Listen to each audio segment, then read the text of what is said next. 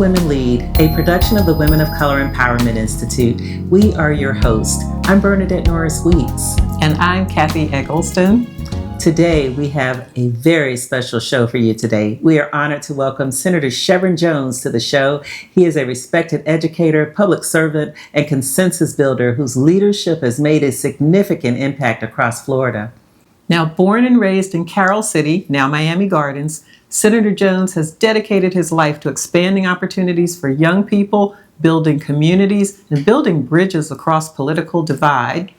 Before serving, he was an educator and started a youth leadership organization called Lead Nation to empower youth in leadership and social entrepreneurship. Since serving in the Florida House and now the Florida Senate, he has championed bipartisan legislation on issues ranging from educational equality and public safety to criminal justice reform and public health. Senator Jones has also served our nation by serving on national initiatives under President Barack Obama and also President Joe Biden. And he will be right back with us to talk about leadership, public service, and a time such as this. A time such as this. Stay tuned. We'll be right back. You were made for this moment. September 11th through the 13th in Fort Lauderdale. Join hundreds of women of color at the Empowerment Conference. 3 days of purpose, power, and progress. Early registration ends August 16th. NationalWomenOfColor.com. At the Women of Color Empowerment Institute, our mission is to enhance and expand leadership by women of color. We do this in a variety of different ways, including but not limited to providing mentorship opportunities for young professionals where we assist in helping to create paths to leadership. We empower women to develop capacities for social change. We produce programs that promote heritage awareness, and we provide training opportunities for business and government.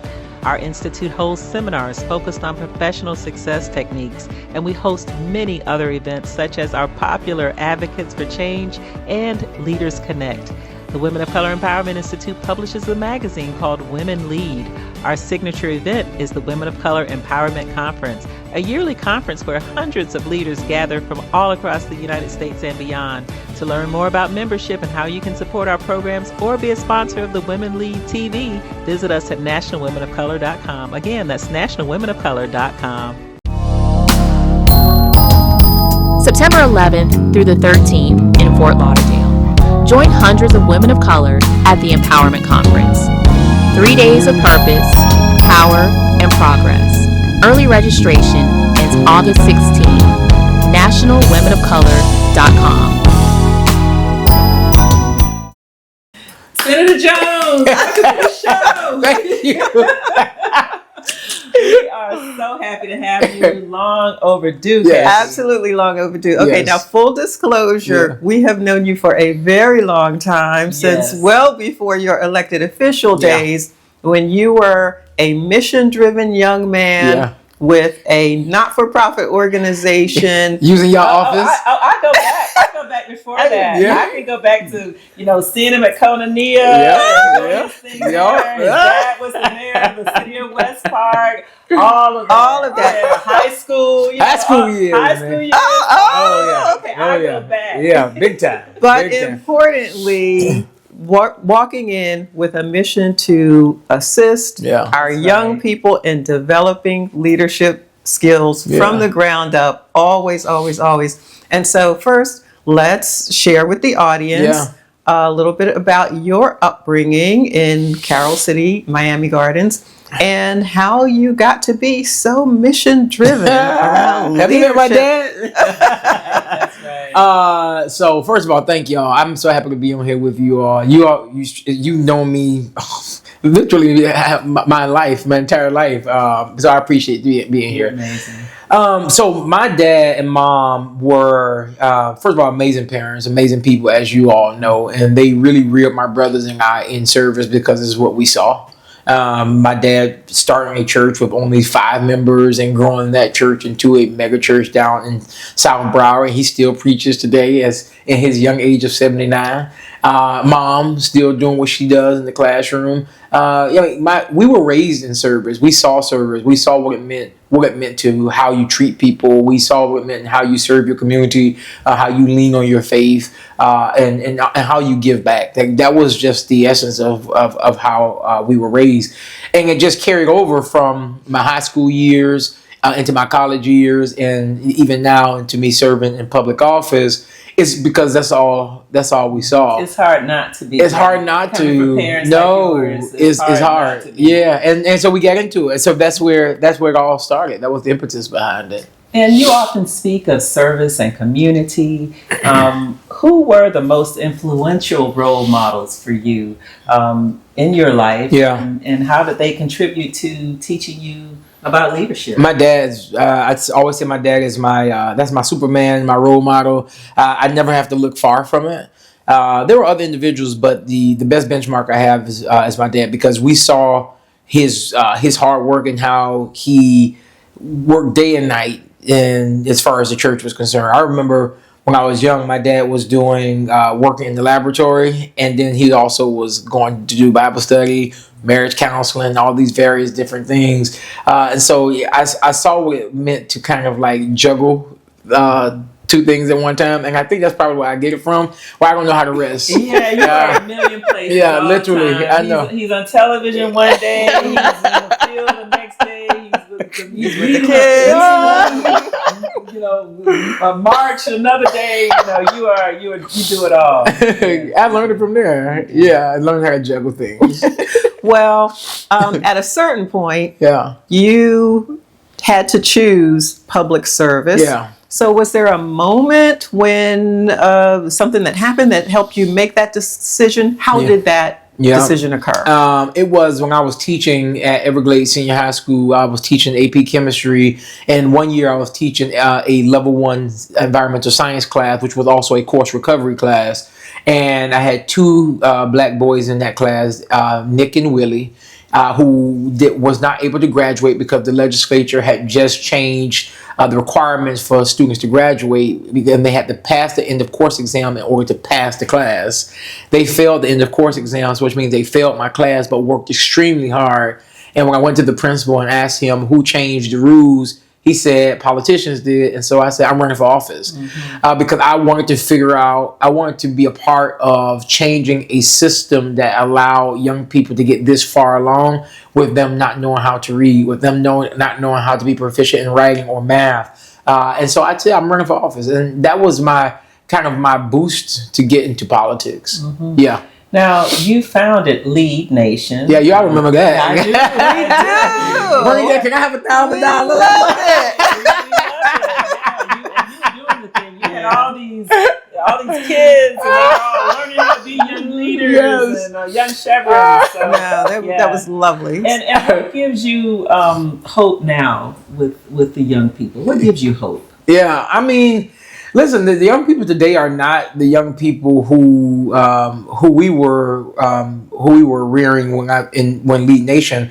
I think those are the young people who we're seeing are about to now move into their own. Like my nephew Derek Jr., who's running for commissioner. He was a part of Lead Nation, right? That's awesome. We have another student, Jeremy, who just graduated from med school. I mean, so we have those individuals who are now walking into their own. I think that is indicative of the work that we did with Lead Nation and looking at the success of these young people. The question is, who's going to do it to this Generation Z that's coming up? And so one thing that we were teaching in Lead Nation was the importance of building that bridge of this generational gap that we've seen, that who is reaching back to the next generation to bring them along. And so I'm hoping that while Lead Nation is not active at all anymore, I'm hoping that the young people who went through the program will see that reach back is as important as it was then, that it's still important, if not more important now. Mm-hmm. You were made for this moment. September 11th through the 13th in Fort Lauderdale. Join hundreds of women of color at the Empowerment Conference. 3 days of purpose, power, and progress. Early registration ends August 16th. NationalWomenOfColor.com. At At the Women of Color Empowerment Institute, our mission is to enhance and expand leadership by women of color. We do this in a variety of different ways, including but not limited to providing mentorship opportunities for young professionals where we assist in helping to create paths to leadership. We empower women to develop capacities for social change. We produce programs that promote heritage awareness, and we provide training opportunities for business and government. Our institute holds seminars focused on professional success techniques, and we host many other events such as our popular Advocates for Change and Leaders Connect. The Women of Color Empowerment Institute publishes a magazine called Women Lead. Our signature event is the Women of Color Empowerment Conference, a yearly conference where hundreds of leaders gather from all across the United States and beyond. To learn more about membership and how you can support our programs or be a sponsor of the Women Lead TV, visit us at nationalwomenofcolor.com. Again, that's nationalwomenofcolor.com. September 11th through the 13th in Fort Lauderdale. Join hundreds of women of color at the Empowerment Conference. 3 days of purpose, power, and progress. Early registration ends August 16th. nationalwomenofcolor.com. At the Women of Color Empowerment Institute, our mission is to enhance and expand leadership by women of color. We do this in a variety of different ways, including but not limited to providing mentorship opportunities for young professionals where we assist in helping to create paths to leadership. We empower women to develop capacities for social change. We produce programs that promote heritage awareness, and we provide training opportunities for business and government. Our institute holds seminars focused on professional success techniques, and we host many other events such as our popular Advocates for Change and Leaders Connect. The Women of Color Empowerment Institute publishes a magazine called Women Lead. Our signature event is the Women of Color Empowerment Conference, a yearly conference where hundreds of leaders gather from all across the United States and beyond. To learn more about membership and how you can support our programs or be a sponsor of the Women Lead TV, visit us at nationalwomenofcolor.com. Again, that's nationalwomenofcolor.com. Well, let's talk about public systems for a minute. Yeah. And let's start at your base, education. What needs to happen in the state of Florida and other major states with our education systems? Well, first, we have to stop looking at children as a dollar sign. And we have to start looking at children actually not just the hope of our future, but they are an asset to our national security. They are an asset to our state economy, to our national economy. And I think we have looked at our education system as a money grab. Listen, healthcare education is the biggest price tags that we have in the country and we have in the state. And people know that, so they benefited off of our education system and totally forgot about what it means to ensure that children are actually learning. And then to couple that, you come into a situation where you have from nationally and also within the state to where you have politicians who are curating the curriculum and how you teach, what you should teach, what does that look like, which is making for a non-proficient young society of young people who do not know how to read, who do not know how to write, because we're trying to implement things that is just not matching with what the needs of what kids need right now. And what do they need? What kids need right now, kids need to learn. They need the basic ways of learning. They need the basic ways of writing, the basic ways of reading, and not dependent on AI and not depending on computers to do it. There is still a human aspect that still exists. You can't get rid of the teacher. The teacher is still needed in the classroom, and we can't be taught by robots. That personal touch that students need right now. Great point. Now, what role do organizations like the Women of Color Empowerment Institute, obviously that's the producer of this show, and what role do we play in strengthening communities, and how can we get involved in this leadership pipeline? Yeah, so women are still the most underpaid group of people in this state, more particularly Black women. And it's like organizations like this that not only promotes that, but also foster those individuals and how to navigate through these barriers that exist. I think the one way is to just continue to show up into these spaces unapologetically into these spaces where sometimes Black women or women don't feel welcome, and going into these places say, I'm just as qualified, if not more qualified, than the men who sit at this table. But also amplifying organizations like Women of Color, and making sure that people not just know who you are. I mean, you have the base of these businesses that support this work, but kudos to them. But shame on the other corporations that that don't want to get into this work, because this pipeline is probably the most important pipeline within this country, because women have been the most consistent in this country, in this state, and in our communities, particularly Black women, for years. Right now is a difficult time for women of color leaders. Yeah. And so what would you say? You've always been so supportive of young leadership, of women leadership, of all leadership. Mm-hmm. What would you say to especially young women who are facing increasing barriers to leading at their capability level in today's environment? What advice do you have for them? Shirley Chisholm said that if they won't give you a seat at the table, pull up a folding chair. Yes. So you like I said a few minutes ago, it's okay to show up into these spaces and let it be known that I'm here, and let it be known that I am qualified to sit at this table also. I was just on a panel not too long ago, and I told them that you can't be fearful in showing up into these places who don't want us there.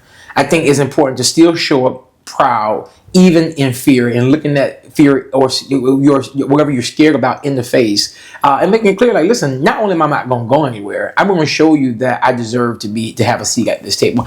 The unfortunate part is the fact that you have to prove yourself that I have a right to sit at this table. I just think that's wrong on the surface. But since that's the barrier that they've created, then go break it down. This has been broken down many times, and I think that we will continue to have to do that until we not have to do it anymore. That's right, and I got to tell you, I watch Senator Shev on national television doing interviews and speaking out, and doing it in such a way that really does bring people to the table, makes people think about how issues can be advanced, because you really have a gift, Senator. I mean, when I tell you, I've watched you on a number of years, and you have a gift, the gift of being able to speak your mind in a way that people don't feel intimidated by it, but they listen a little bit more carefully. What secret do you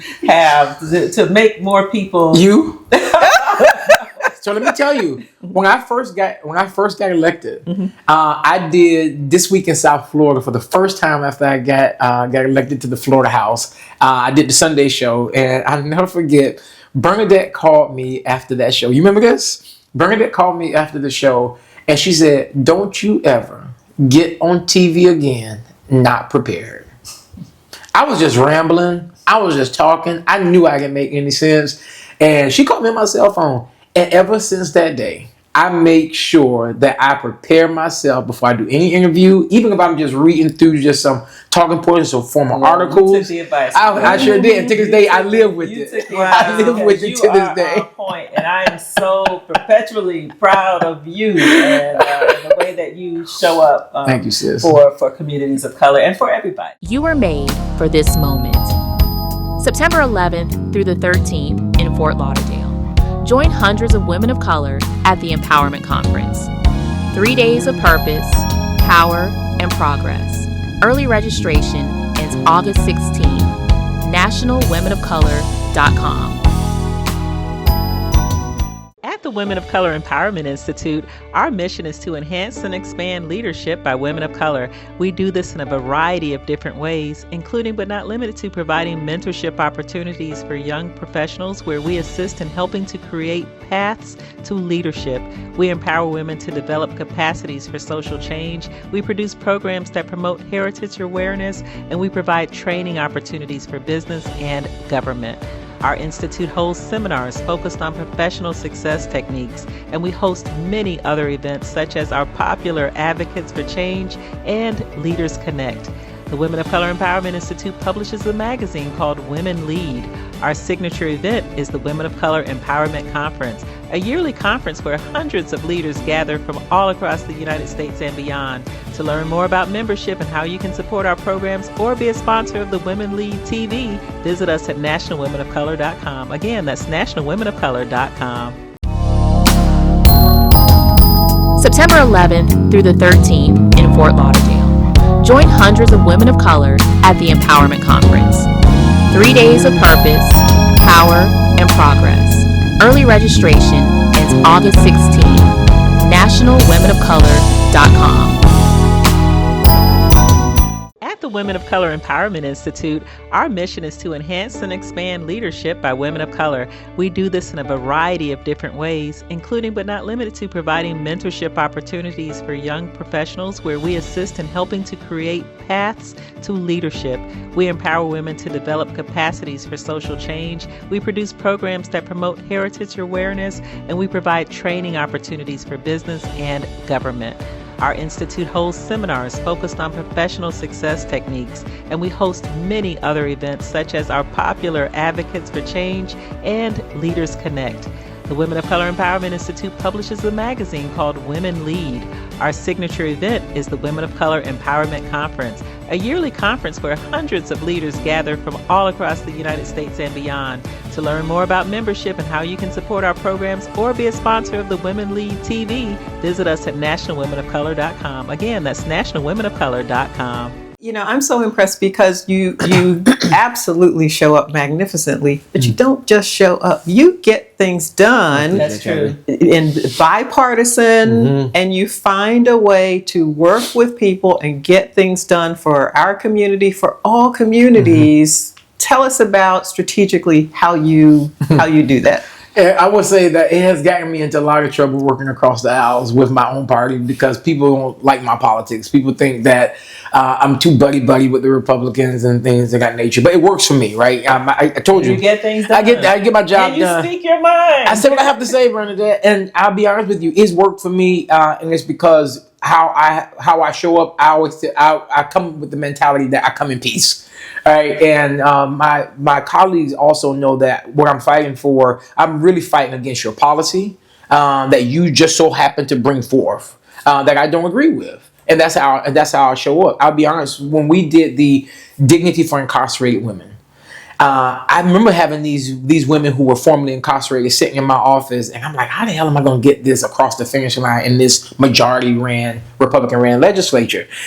I did the same thing that those women did. I went into every single member's office and made the case that these women cannot get feminine hygiene products to do what their bodies naturally do every month, and they don't have access to it. You had women being raped because they just for the sake of having menstrual products. You have women being put in solitary confinement until they can get their menstrual products. And being able to sit down in the face of Republicans, even women, and ask, how would you feel if this happened? And the fact that type of stuff passed unanimously, I believe was the start of how I kind of changed my approach in getting bills passed. Absolutely. And that was humanizing those bills. Absolutely was. That is a gift. We have a lightning round. Let's go. For you. A lightning round, rather. Okay. And so here's some questions that we want to go through.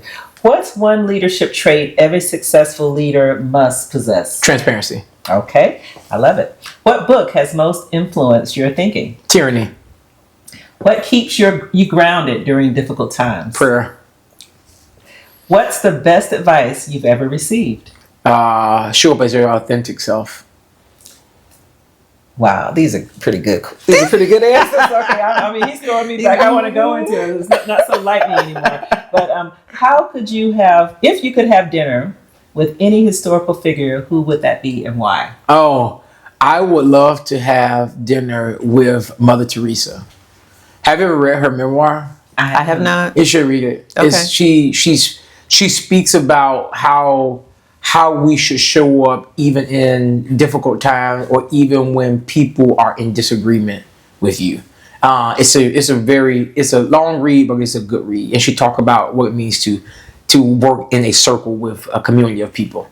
And what legacy do you hope to leave for future generations? Oh, that I want for future generations. You know, a legacy that I hope that I leave is that people know that how I showed up how I showed up was my authentic self. And you do not have to be anybody else in order to be successful or to get the job done. I want to ask you a past and future question. Deal. And so you have accomplished a lot in public service. Is there any piece of legislation or program initiative that you are particularly proud of? And what do you want most for the future? Yeah. A bill that I am particularly proud of will be, the one we just did, that we just passed the legislative session, the Teddy Bridgewater Act. Yeah, which was, the reason why it was so impactful was because I didn't think we were going to get it done. I mean, Teddy Bridgewater was removed from Miami Northwestern Senior High School because he was purchasing rides and food for kids, and it was against the NCAA rules. So we changed the rules with the hopes that people who are athletic coaches and athletic students who might not have the resources to get home, to have food, or have a mentor, they should be able to get help from their athletic coaches. I mean, when I was playing football back in high school, the coach was very accommodating to make sure that we were taken care of. And so I just thought that was the right thing to do.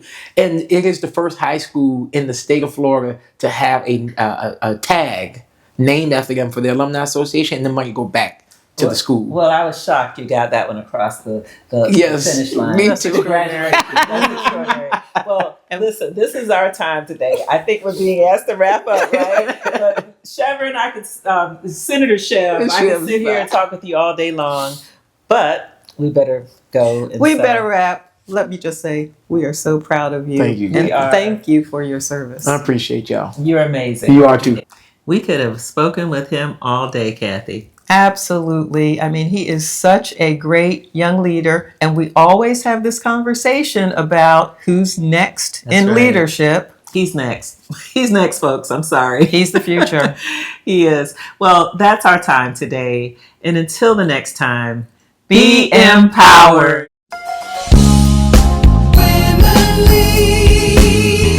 With passion, they commit to succeed. No more shadows in the night.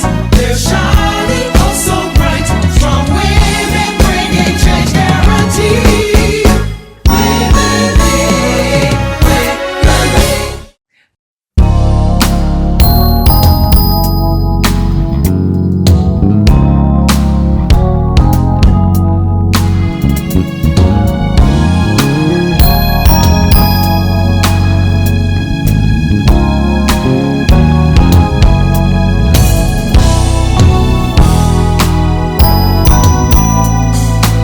Thank you.